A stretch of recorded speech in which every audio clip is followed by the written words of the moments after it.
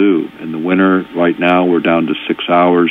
In the summer, we take a pretty good hit, but most people, given our lifestyles, aren't out in it, that much. So, sun radiation is minimal for a good part of the year, and just by lifestyles that all of us have in urban areas these days. How has Angels Don't Play This HAARP been received? Pretty well. I mean, it's created some things happening in Europe. Most of the work on this issue in terms of legislation you can trace back to our publications and our testimonies that we've given all over the world. So I think it's done what it needed to do. I mean, that was why we wrote it.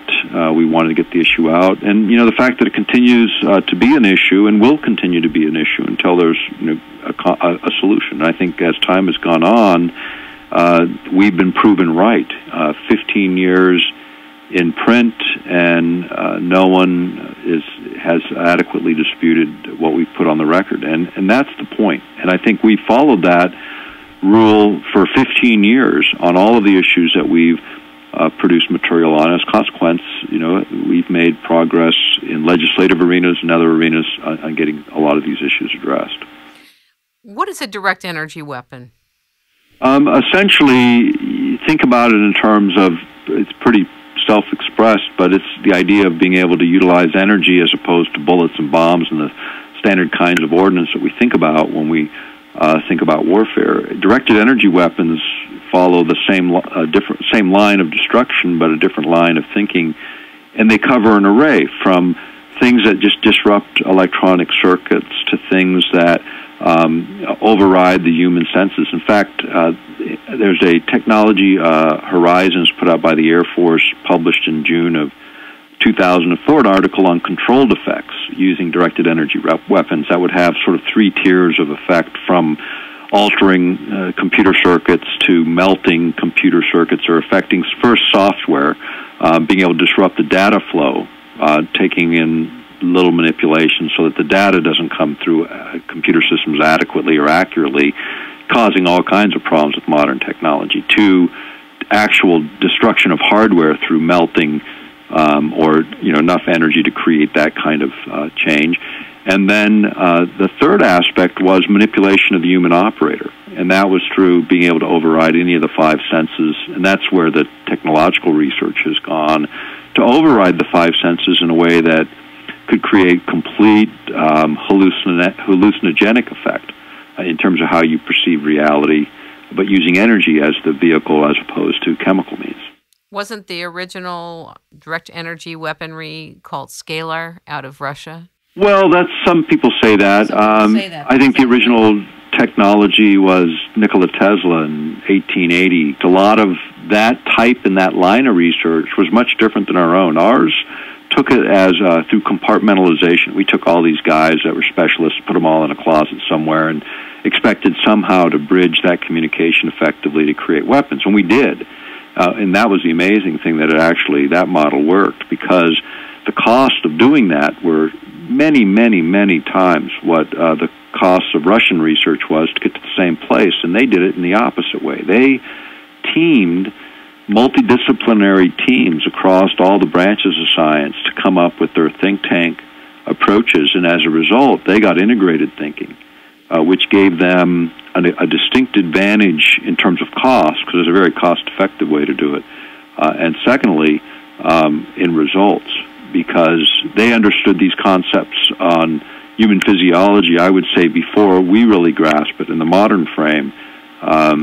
And we played catch-up, because the Russians were bombarding, during the Nixon administration, the U.S. Embassy with microwave discharges that we thought were some kind of an eavesdropping device, until we tested the same signals, because we could measure them. We knew what they were doing, we knew how it was running, we just didn't know what they were doing until we did it against primates, and they still have that report classified because of the effects, and then they gave everybody health incentives, bonuses, if you will, to stay and work in the Russian embassy. But the point is, now we know from modern research what they found out, that was making those people sick and psychotic.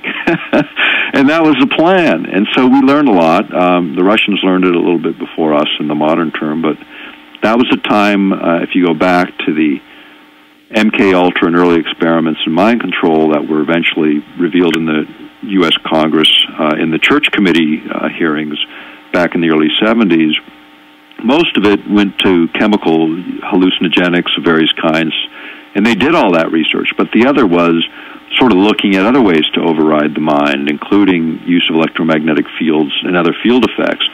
But what they discovered, and I think this is really my bigger conclusion about, those mind control experiments, and you hear about them in a lot of different venues, and they've been reported on for, many decades since. But it's always about controlling people, and that's what everybody gets hung up on, is that isn't what they discovered that was so important. I mean, obviously, those things were important at a certain level, but what they discovered, and what also shows up in literature, is sort of the anomalous capabilities of human minds when they are triggered or stimulated in certain ways to create some effects that can't be explained very well, or certainly couldn't then. Those are the things, the potential of human consciousness that resides within every living soul that they discovered that scared the hell out of them. And keeping people from reaching those states is what really, if you look around, if you're in a state of fear or anxiety, and most people live there. Most people in the United States and in modern cultures and other primitive cultures, for that matter, that have been impacted by Western thinking, live in a certain level of low-level anxiety and fear. Vast majority of the population. And I'm sure after hearing this, we'll be in more fear. Well, that's the thing to let go of, is because the reality... It's already going on. It's been going on. Yeah, and what's the solution, is the question a lot of people are asking. Well, that's what I was going to ask you, actually. What do you suggest? I think there's two lines of approach, and the more I've been in this, the longer I'm convinced that it is true. Is I still believe that there's some political solutions. It may not be found in the U.S. because our system's still pretty corrupted in terms of just how to get through it. And there's very little. I mean, if you think about the average knowledge of science in terms of the population in the United States, it's unfortunate, but it is the sad truth that it is weak. In the Congress, it's even weak. Look at how many scientists are in the Congress that can even go into a closed hearing with military technicians and even understand what the heck they're talking about. There's, 2 or 3 maybe in the Senate that have some science background, and maybe 2 or 3 in the House. In a modern world where science technology decide which governments are powerful and strong, and in a democratic republic like ours... Wait, did you say democratic republic? Is that what we're living in? Well, it's not functioning that way so much. And, the thing about all of it is, when you look at it, that engagement, the political engagement needs to continue, and I think there's good things and bad times, and that's one of them, is people get real politically motivated when unemployment is hitting 10% officially and probably twice that unofficially. I was going to say probably twice or maybe more. And maybe more in underemployment, where people have lost good-paying jobs and are now in minimum wage jobs and count for employed. And that's probably another 20% on top of things. When you look at all of that right now in the current framework, politics is going to it means more to people when we're suffering than when we're doing well. So hopefully more political engagement. The second issue deals with ourselves, and the other opportunity, I think, in bad times is sort of a little bit of self-examination, and that may lead us to a different place, and an opportunity might be in the bad news, I guess I could say. And I think we need to change the way we think about ourselves. And the other thing, I think the good news coming out of some of this is the anomalous human capabilities, and what people in very high places are thinking about that. In fact, there's Rosalie Bertell, who's well known for her work in human radiation work. She was a mathematics professor at Stanford and a physicist, and has incredible...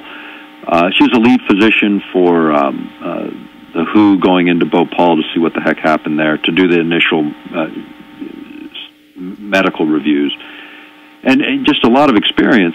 She did a thing for us, and it was, again, on our Mind conference. And we've got the videos are free at earthpulse.com. And you'll see them under Mind Effects. And Rosalie Bertell's was basically on sort of the next jump in human evolution, which, in her view, was being able to reach these higher states of awareness at will, and the things we used to call ESP